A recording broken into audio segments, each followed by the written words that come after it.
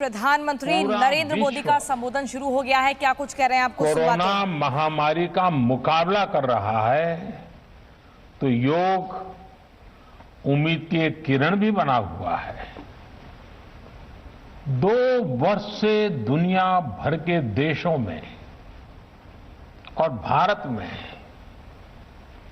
भले ही बड़ा सार्वजनिक कार्यक्रम आयोजित नहीं हुआ हो, लेकिन योग दिवस के प्रति उत्साह जरा भी कम नहीं हुआ है।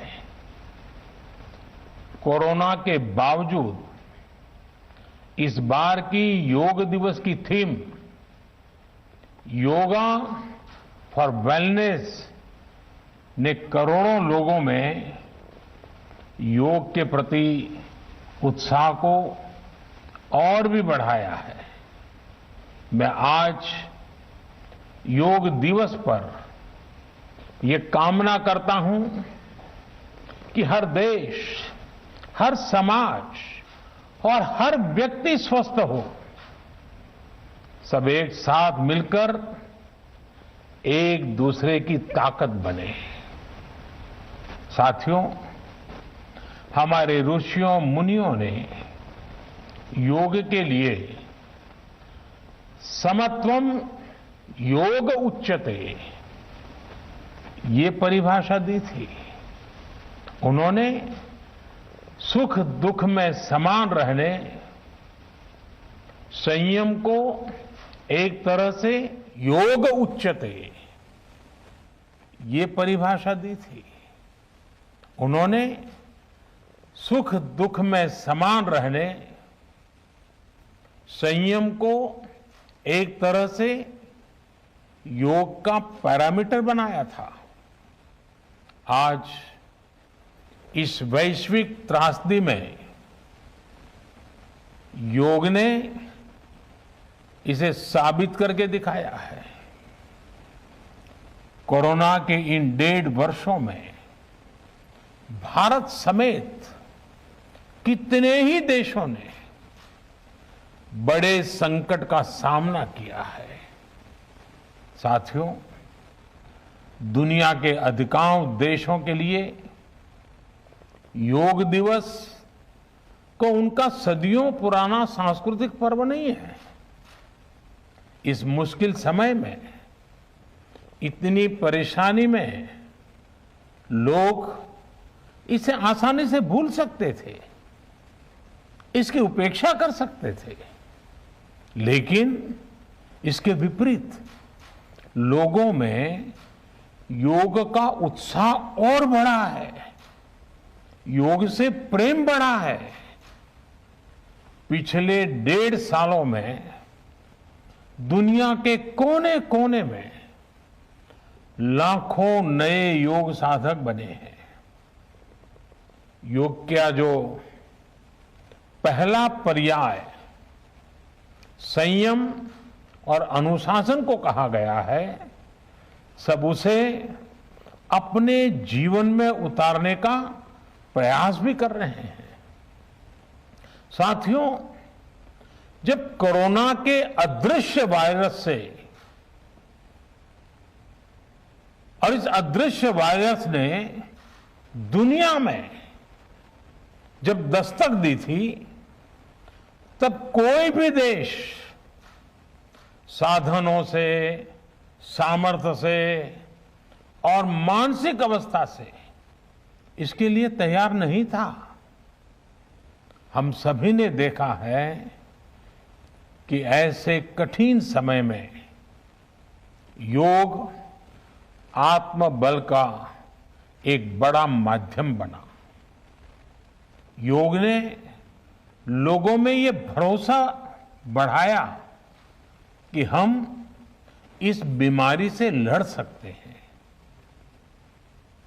मैं जब फ्रंटलाइन वॉरियर्स से, डॉक्टर से बात करता हूं, तो मुझे बताते हैं कि कोरोना के खिलाफ लड़ाई में उन्होंने योग को भी अपना सुरक्षा कवच बनाया। डॉक्टरों ने योग से खुद को भी मजबूत किया और अपने मरीजों को जल्दी स्वस्थ करने में इसका उपयोग भी किया।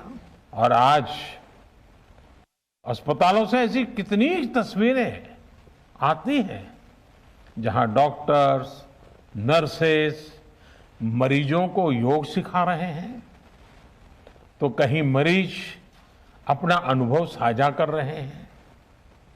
प्राणायाम, अनुलोम विलोम जैसी ब्रीथिंग एक्सरसाइज है हमारे रेस्पिरेटरी सिस्टम को कितनी ताकत मिलती है, ये भी दुनिया के विशेषज्ञ खुद बता रहे हैं। साथियों, महान तमिल संत श्री तिरुवल्लुवर जी ने कहा, नोई नाडी नोई मुद्दल नाडी हदु तनिकुम वायनाडी वाय पच्चयल। अर्थात अगर कोई बीमारी है तो उसे डायग्नोज करो, उसकी जड़ तक जाओ, बीमारी की वजह क्या है ये पता करो, फिर उसका इलाज सुनिश्चित करो। योग यही रास्ता दिखाता है। आज मेडिकल साइंस भी उपचार के साथ साथ हीलिंग पर भी उतना ही बल देता है और योग हीलिंग प्रोसेस में उपकारक है। मुझे संतोष है कि आज योग के इस पहलू पर दुनिया भर में के विशेषज्ञ अनेक प्रकार के साइंटिफिक रिसर्च भी कर रहे हैं, उस पर काम कर रहे हैं। साथियों, कोरोना काल में योग से हमारे शरीर को होने वाले फायदों पर, हमारी इम्यूनिटी पर पड़ने वाले सकारात्मक प्रभावों पर कई स्टडीज हो रही है। आजकल हम देखते हैं कई स्कूलों में ऑनलाइन क्लासेस की शुरुआत में 10-15 मिनट बच्चों को योग प्राणायाम कराया जा रहा है। ये कोरोना से मुकाबले के लिए भी बच्चों की शारीरिक रूप में तैयारी कर रहा है। साथियों, भारत के ऋषियों ने हमें सिखाया है, व्यायामात लभते स्वास्थ्यम, दीर्घ आयुषम बलम सुखम, आरोग्यम परमम भाग्यम, स्वास्थ्यम सर्वार्थ साधनम। अर्थात योग व्यायाम से हमें अच्छा स्वास्थ्य मिलता है, सामर्थ्य मिलता है और लंबा सुखी जीवन मिलता है। हमारे लिए स्वास्थ्य ही सबसे बड़ा भाग्य है और अच्छा स्वास्थ्य ही सभी सफलताओं का माध्यम है। भारत के ऋषियों ने, भारत ने जब भी स्वास्थ्य की बात की है तो इसका मतलब केवल शारीरिक स्वास्थ्य नहीं रहा है।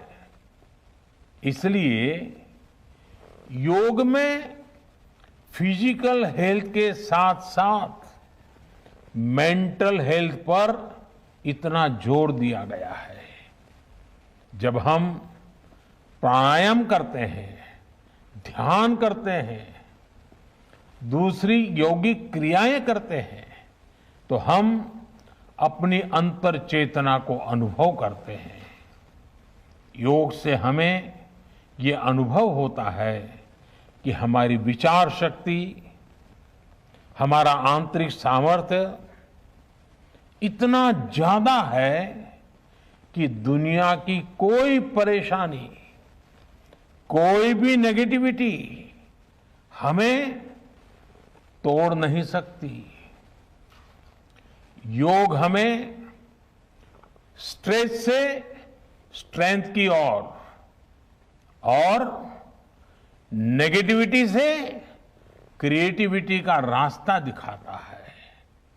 योग हमें अवसाद से उमंग और प्रमाद से प्रसाद तक ले जाता है।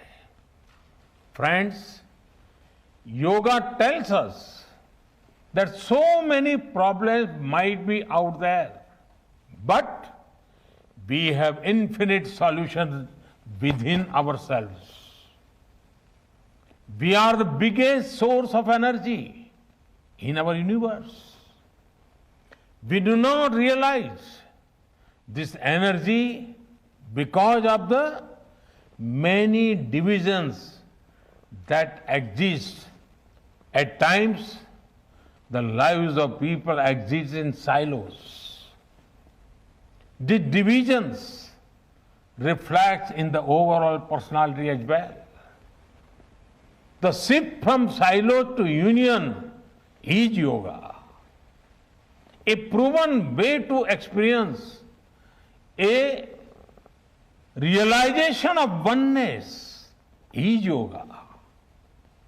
I am reminded of the words of the great Gurudev Tagore, who said, and I quote, "The meaning of our self is not to be found in its separateness from God and others, but in the ceaseless realization of yoga of union," unquote. The mantra of Vasudhaiv Kutumbakam, which India has followed since ages, is now finding global acceptance. We all are praying for each other's well-being. If there are threats to humanity, yoga often gives us a way of holistic health. Yoga also gives us a happier way of life. I'm sure yoga will continue playing its preventive as well as positive role in healthcare of masses. साथियों, जब भारत ने United Nations में अंतर्राष्ट्रीय योग दिवस का प्रस्ताव रखा था, तो उसके पीछे यही भावना थी कि योग विज्ञान पूरे विश्व के लिए सुलभ हो।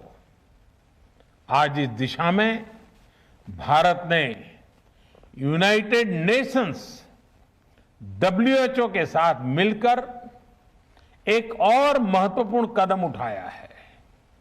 अब विश्व को एम योगा ऐप की शक्ति मिलने जा रही है। इस ऐप में कॉमन योगा प्रोटोकॉल के आधार पर योग प्रशिक्षण के कई वीडियोस दुनिया की अलग अलग भाषाओं में उपलब्ध होंगे। ये आधुनिक टेक्नोलॉजी और प्राचीन विज्ञान के फ्यूजन का भी एक बेहतरीन उदाहरण है। मुझे पूरा विश्वास है एम योगा ऐप योग का विस्तार दुनिया भर में करने और वन वर्ल्ड वन हेल्थ के प्रयासों को सफल बनाने में बड़ी भूमिका निभाएगा। साथियों, गीता में कहा गया है, तम विद्या दुख संयोग वियोगम योग संगीतम, अर्थात दुखों से वियोग को, मुक्ति को ही योग कहते हैं। सबको साथ लेकर चलने वाली मानवता की ये योग यात्रा हमें ऐसे ही अनवरत आगे बढ़ानी है। चाहे कोई भी स्थान हो, कोई भी परिस्थिति हो, कोई भी आयु हो, हर एक के लिए योग के पास कोई न कोई समाधान जरूर है। आज विश्व में योग के प्रति जिज्ञासा रखने वालों की संख्या बहुत बढ़ रही है। देश विदेश में योग प्रतिष्ठानों की संख्या में भी वृद्धि हो रही है। ऐसे में योग का जो मूलभूत तत्व ज्ञान है, मूलभूत सिद्धांत है, उसको कायम रखते हुए योग जन जन तक पहुंचे, अविरत पहुंचे, निरंतर पहुंचे, ये कार्य आवश्यक है। और ये कार्य योग से जुड़े लोगों को, योग के आचार्यों को, योग के प्रचारकों को साथ मिलकर करना चाहिए। हमें खुद भी योग का संकल्प लेना है और अपनों को भी इस संकल्प से जोड़ना है। योग से सहयोग तक का ये मंत्र हमें एक नए भविष्य का मार्ग दिखाएगा, मानवता को सशक्त करेगा। इन्हीं शुभकामनाओं के साथ आज अंतर्राष्ट्रीय योग दिवस पर पूरी मानव जात को, आप सभी को बहुत बहुत शुभकामनाएं, बहुत बहुत धन्यवाद। तो योग दिवस पर प्रधानमंत्री नरेंद्र मोदी को आप सुन रहे थे। भारत ने डब्ल्यूएचओ के साथ मिलकर बड़ा कदम उठाया है। मोदी के संबोधन की अहम बातें आपको बता रहे हैं। योग पर अलग अलग भाषाओं में सामग्री उपलब्ध होगी। एक नए ऐप को लॉन्च किया जा रहा है। कोरोना के बीच योग आत्मबल का बड़ा माध्यम बना है। योग पर दुनिया पर साइंटिफिक रिसर्च की जा रही है। कोरोना के खिलाफ लड़ाई के लिए योग बच्चों को तैयार कर रहा है। संस्कृति मंत्रालय का खास योग इन इंडियन हेरिटेज, और वहां से प्रधानमंत्री नरेंद्र मोदी, आप उनको सुन रहे थे, जिनका सीधा तौर पर ये कहना कि योग का पहला पर्याय संयम और अनुशासन को कहा गया है, उसे लोग अपने जीवन में उतारने का प्रयास भी कर रहे हैं। कोरोना के इस अदृश्य वायरस ने जब दुनिया में दस्तक दी थी, तब कोई भी देश मानसिक रूप से तैयार नहीं था। ऐसे में योग आत्मबल का बड़ा माध्यम बना। आज जब पूरा विश्व कोरोना महामारी का मुकाबला कर रहा है, तो योग उम्मीद की एक किरण भी बना हुआ है।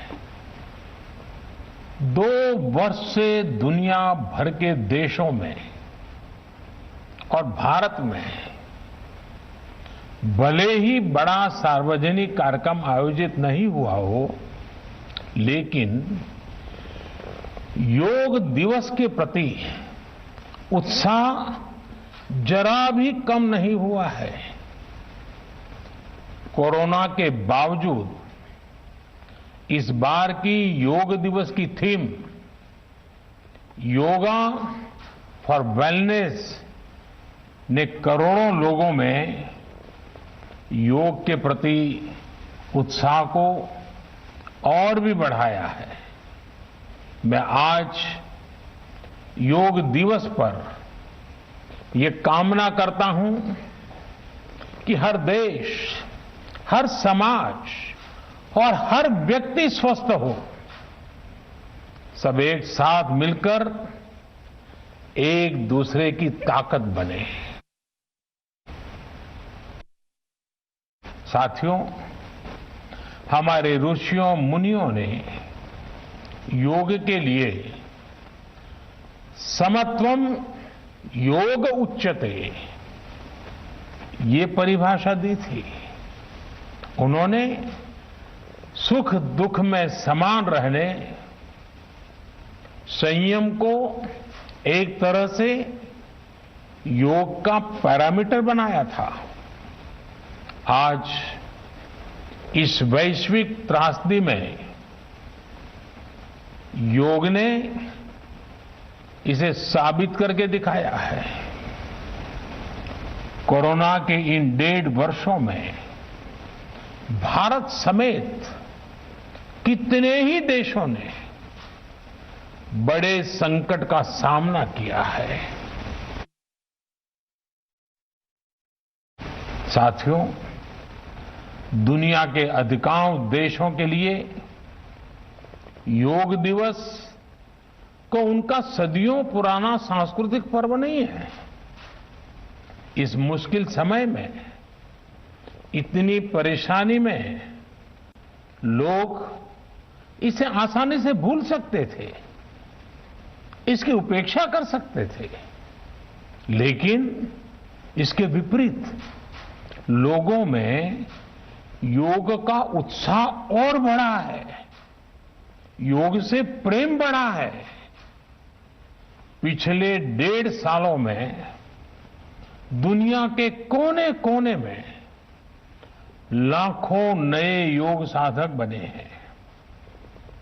योग का जो पहला पर्याय संयम और अनुशासन को कहा गया है, सब उसे अपने जीवन में उतारने का प्रयास भी कर। जब कोरोना के अदृश्य वायरस से और इस अदृश्य वायरस ने दुनिया में जब दस्तक दी थी, तब कोई भी देश साधनों से, सामर्थ्य से और मानसिक अवस्था से इसके लिए तैयार नहीं था। हम सभी ने देखा है कि ऐसे कठिन समय में योग आत्मबल का एक बड़ा माध्यम बना। योग ने लोगों में ये भरोसा बढ़ाया कि हम इस बीमारी से लड़ सकते हैं। मैं जब फ्रंटलाइन वॉरियर्स से, डॉक्टर से बात करता हूं, तो मुझे बताते हैं कि कोरोना के खिलाफ लड़ाई में उन्होंने योग को भी अपना सुरक्षा कवच बनाया। डॉक्टरों ने योग से खुद को भी मजबूत किया और अपने मरीजों को जल्दी स्वस्थ करने में इसका उपयोग भी किया।